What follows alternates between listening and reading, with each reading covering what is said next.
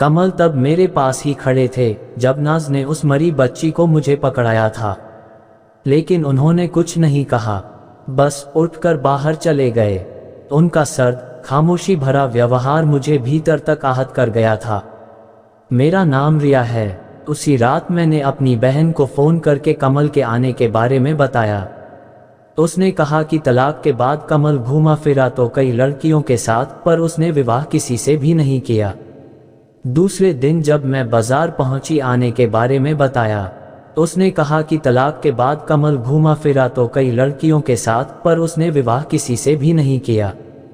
दूसरे दिन जब मैं बाजार पहुंची, गर्मी के दिन थे।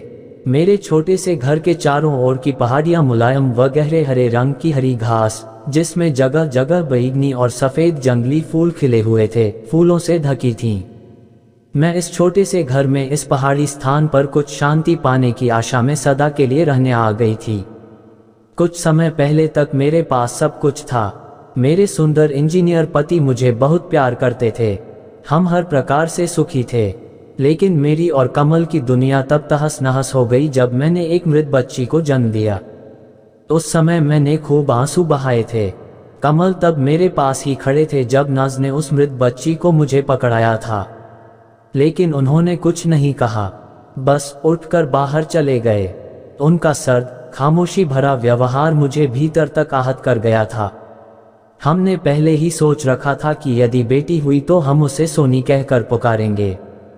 अब यदि वह मृत पैदा हुई तो इसमें मेरा क्या दोष था। तब मैं और मेरी मृत बेटी ही अस्पताल के उस कमरे में रह गए थे। मैं जी भर कर रोई और फिर एकाएक चुप होकर मृत बच्ची को सीने से लगा लिया। फिर उसके लिए पहले से खरीदी हुई सुंदर सफ़ेद झालर वाली फ्रॉक, छोटे मोजे व सुंदर टोपी पहनाकर उसे निहारा। तब ऐसा लगा कि अभी आंखें खोलकर मुझे देखने लगेगी। कुछ देर बाद ही कमल वापस आए और खिड़की के बाहर देखने लगे। उनकी पीठ मेरी ओर थी। बाहर का जीवन यथावत चल रहा था। आते जाते वाहनों की आवाज, धूप, पेड़, सभी दृश्य वैसे ही दिख रहे थे जैसे हमेशा दिखते थे। मेरे साथ इतनी भयानक घटना घट चुकी थी, पर किसी पर भी उसका प्रभाव दिखाई नहीं दिया था। कमल ने तो मुझसे एक शब्द भी नहीं बोला था। घर आने पर मैं अपने आप में खोई सी रहने लगी। सोनी का चेहरा मेरी आंखों से हटाए नहीं हटता था। शायद मुझे किसी सांत्वना देने वाले की, किसी सहारे की आवश्यकता थी, पर मेरे आसपास ऐसा कोई भी तो नहीं था।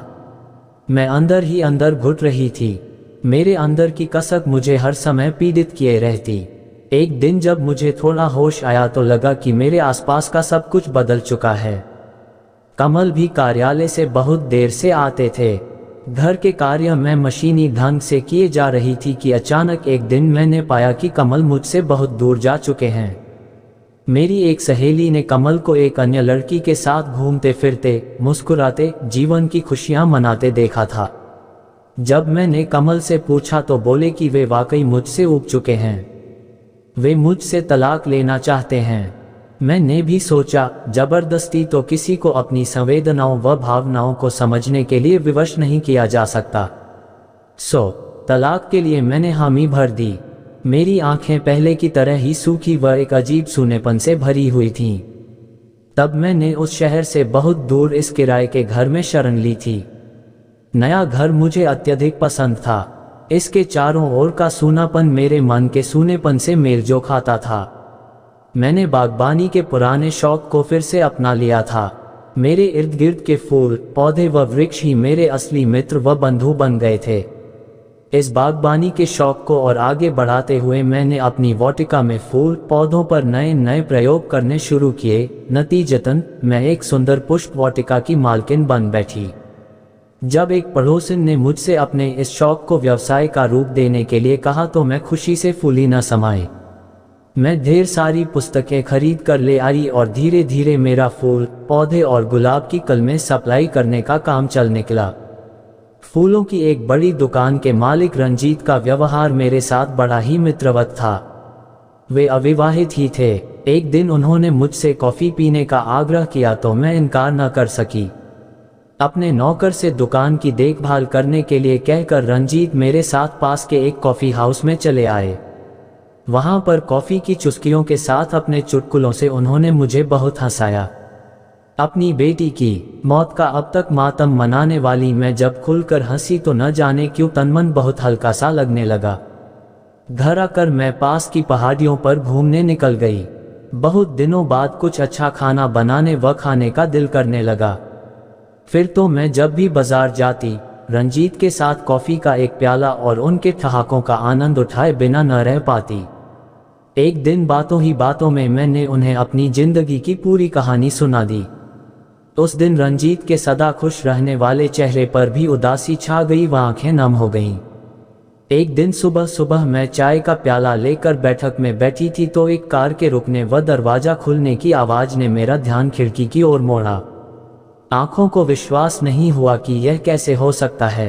मैं सोचने लगी कि भला कमल के आने का औचित्य क्या हो सकता है। उसे मेरा पता कैसे मिला? वह तो कब से मेरी जिंदगी से बहुत दूर जा चुके हैं। तभी देखा कि वे मुख्य दरवाजे की ओर लंबे लंबे डग भरते हुए आ पहुंचे हैं। घंटी बजी पर मैं बैठी ही रही। फिर घंटी दोबारा बजी। कमल मुझे खिड़की के शीशे के पार बैठी हुई देख चुके थे। मैंने हिम्मत बटोरी और दरवाजा खोला। कैसी हो रिया? कमल ने हौले से पूछा। मैंने कहा ठीक हूं, पर आपका मन लंदन से भर गया है क्या? इधर कैसे चले आए? मेरा पता किसने दिया? इतने सारे प्रश्नों का जवाब यहाँ खड़ा खड़ा दूं? हाँ, अंदर आ जाओ, कहते हुए मैंने उस व्यक्ति को, जो कभी मेरा पति था, अंदर आने का रास्ता दिया। मेरे छोटे से घर को एक निगाह से देखकर कमल बोले, वाकई छोटी से छोटी जगह को भी संवारने में तुम्हारा कोई जवाब नहीं है। खैर, मैं अब इसी शहर में रहूंगा, मुझे यहाँ नौकरी मिल गई है। अभी भी पहले की भांति ही पैसे कमा रहा हूँ। तुम्हारी बहन से मुलाकात हुई थी, उन्हीं से तुम्हारा पता मिला था। अच्छा, तो आप मेरे ऊपर निगाह रखने के लिए शहर में आए हैं। देखो, आपसे मेरा अब कोई रिश्ता नहीं है। मेरी जिंदगी अब बिल्कुल अलग है, मुझे अकेला छोड़ दीजिए।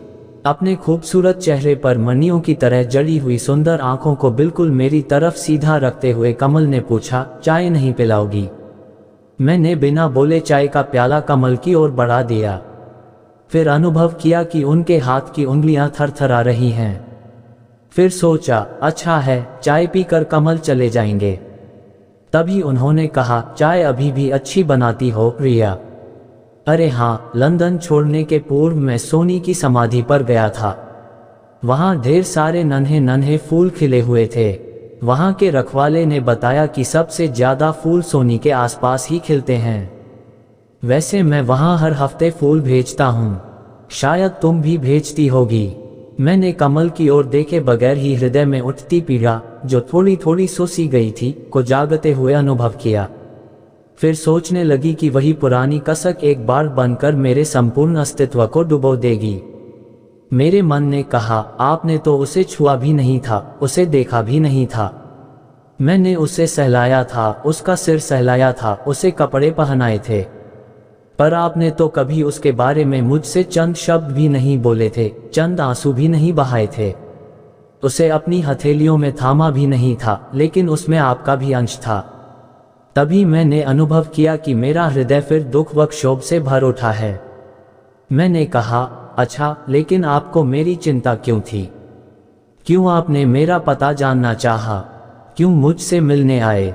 रिया, मैं जानना चाहता था कि तुम ठीक हो या नहीं, इसीलिए तुमसे मिलने आ गया हूँ। अच्छा, आज मेरी चिंता हो रही है।